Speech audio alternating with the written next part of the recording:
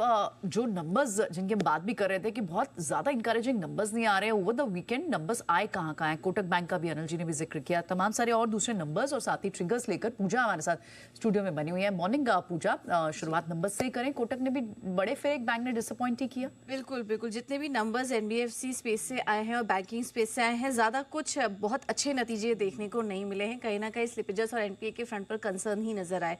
कोटक से शुरुआत करेंगे। नतीजे अनुमान से कमजोर, ब्याज से आय 6% बढ़ी है, मुनाफा 47% तक घटा है। ध्यान रखिए कि पिछले साल एक एक्सेप्शनल गेन भी था करीब 3,519 करोड़ का, लेकिन उसको एडजस्ट कर दे तो 20% की ग्रोथ नजर आ रही है, बट वो भी अनुमान से कम ही है। एनपीए के फ्रंट पर कंसर्न नजर आया है, कंपनी के स्लिपेजेस भी बढ़े हैं। पूनावाला फिनकॉर्प के नतीजे अच्छे दिखाई दे रहे हैं। अन्य आय जो पिछले साल जो था वो बेस काफी ज्यादा था, इसकी वजह से मुनाफे में गिरावट है। अदरवाइज नंबर्स बेहतर नजर आ रहे हैं। ब्याज से आय 10% बढ़ी है। एसेट क्वालिटी के आंकड़े भी स्टेबल थे। बैंक ऑफ बड़ौदा के नतीजे भी मिले जुले ही हैं। जो एनआईआई और पैट है उस फ्रंट पर अगर देखेंगे तो नंबर्स अनुमान से बेहतर हैं। एसेट क्वालिटी के नंबर्स स्टेबल है, लेकिन स्लिपेजेस इस बार बढ़े हुए आए।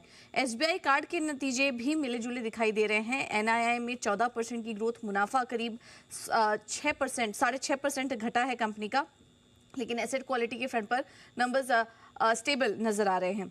आईडीएफसी फर्स्ट बैंक के नतीजे भी मिले जुले हैं। एनआईआई और पैट अगर देखेंगे तो अनुमान से बेहतर आंकड़े आए। इनफैक्ट पैट में 31% की गिरावट जरूर है, लेकिन 250 करोड़ का हम अनुमान कर रहे थे, उसके सामने 463 करोड़ के नंबर्स आए हैं। ग्रॉस एनपीए, नेट एनपीए भी स्टेबल है, लेकिन मार्जिन में इस बार असर आया है। 5.9% से घटकर 5.7% पर आ चुके हैं। पेट्रोनेट एलएनजी, यहाँ पर नतीजे अनुमान से थोड़े कमजोर हैं। रेवेन्यू में 3.5% की गिरावट, मुनाफा भी घटा है 20% से। टाटा केमिकल के नतीजे भी अनुमान से कमजोर है। ऑपरेशनली भी यहाँ पर थोड़ी गिरावट दर्ज हुई है। माफ कीजिएगा, ऑपरेशनल नंबर्स बेहतर नजर आ रहे हैं, तो मिले जुले नंबर्स हैं। रेवेन्यू में करीब 2% की गिरावट है, लेकिन मार्जिन के फ्रंट पर नंबर्स अच्छे दिखाई दे रहे हैं। सेल के नतीजे अच्छे हैं। रेवेन्यू में करीब 8% की ग्रोथ है। मुनाफा लेकिन अगर देखेंगे तो करीब 810% की ग्रोथ यहाँ पर देखने को मिली है। इसके अलावा मैक्रोटेक डेवलपर्स, यहाँ पर भी नतीजे अनुमान से कमजोर। रेवेन्यू में करीब 22% की ग्रोथ है, मुनाफा 41% से बढ़ा, लेकिन जो अनुमान कर रहे थे उससे कमजोर नंबर्स इस बार आए हैं। बालकृष्ण इंडस्ट्रीज के भी नतीजे कमजोर ही हैं। रेवेन्यू में मामूली 2% की बढ़त, मुनाफा घटा है 41% से। और सीडीएसएल के नंबर्स भी कमजोर ही नजर आ रहे हैं। हर पैमाने पर आय सपाट है, मुनाफे में 23% की गिरावट। तो कोई भी नतीजा ऐसा नहीं कह सकते कि बहुत अच्छे दिखाई दे रहे हैं। किसी न किसी फ्रंट पर हर नतीजे मिले जुले मिक्स्ड से नंबर्स ही दिखाई दे रहे हैं इस बार। ओके, ठीक है। अब ये बताएं कि दूसरे ट्रिगर्स कौन से हैं? प्राइमरी मार्केट का भी सब्सक्रिप्शन फिगर्स भी बताएं और साथ ही तमाम सारे स्टॉक्स इन एक्शन बताएं। बिल्कुल, आज के लिए भी नतीजों की जो सूची है वो काफी लंबी है। निफ्टी में बीईएल और इंडसइंड बैंक अपने नतीजे घोषित करेगा, और इसके अलावा वायदा बाजार से Adani green energy, Piramal pharma, Adani total gas जैसी कंपनियों के नतीजे आएंगे। आईपीओ मार्केट में भी एक्शन बना रहेगा। आईपीओ के अगर अपडेट की बात करें तो इंडिक्यू स्पेसेस, ये आईपीओ बंद हो चुका है। अभी तक ये जो आईपीओ है वो करीब 12 गुना से ज्यादा सब्सक्राइब हुआ है, जिसमें कि रिटेल हिस्सा करीब 13 गुना भरा। जीएनजी इलेक्ट्रॉनिक्स का आईपीओ भी बंद हो चुका है। अभी तक के आईपीओ करीब 147 गुना सब्सक्राइब हुआ है, जिसमें कि रिटेल हिस्सा 46 टाइम्स सब्सक्राइब हुआ है। शांति गोल्ड इंटरनेशनल, इस आईपीओ का आज दूसरा दिन है। अभी तक के आईपीओ करीब 1 गुना भरा है। रिटेल हिस्सा करीब 2 टाइम्स की सब्सक्रिप्शन यहाँ पर देखने को मिली। और ब्रिगेड होटल वेंचर्स, यहाँ पर भी आईपीओ की बात करें तो आज आखिरी दिन होगा इस आईपीओ का। दूसरे दिन की बात करें तो करीब 1.19 टाइम्स ये आईपीओ सब्सक्राइब हुआ है, जिसमें कि रिटेल हिस्सा 4.5 गुना सब्सक्राइब हुआ है।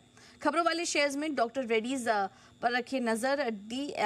यहाँ पर डॉक्टर रेड्डीज रशिया में 565 करोड़ का कंपनी निवेश करेगी, और निवेश कर करीब 45% हिस्सा भी यहाँ पर बढ़ाएगी।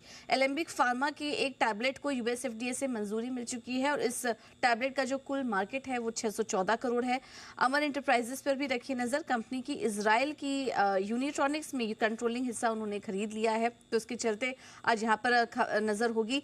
टीसीएस, यहाँ पर थोड़ी नेगेटिव खबर आ रही है। टीसीएस की 12,000 से ज्यादा कर्मचारियों की छटनी करने की तैयारी है। मिड और सीनियर्स को मिलाकर कुल वर्कफोर्स में करीब 2% की कटौती करेगी कंपनी।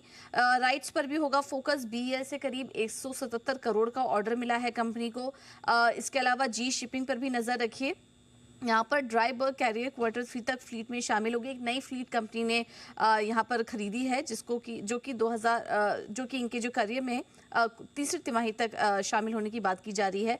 जेके सीमेंट पर भी रखे नजर। राजस्थान सरकार से लाइमस्टोन ब्लॉक के लिए कंपनी ने सबसे कम बोली लगाई है और इसका जैसलमेर जिले में करीब 928 हेक्टेयर में ये जो ब्लॉक है, ये पूरा इसका विस्तार है। आखिर में L&T टेक्नोलॉजीज यहाँ पर यूएस टेलीकॉम फर्म से कंपनी को मल्टी ईयर ऑर्डर मिला है करीब 510 करोड़ का, तो इसके चलते भी स्टॉक आज फोकस में रहेगा।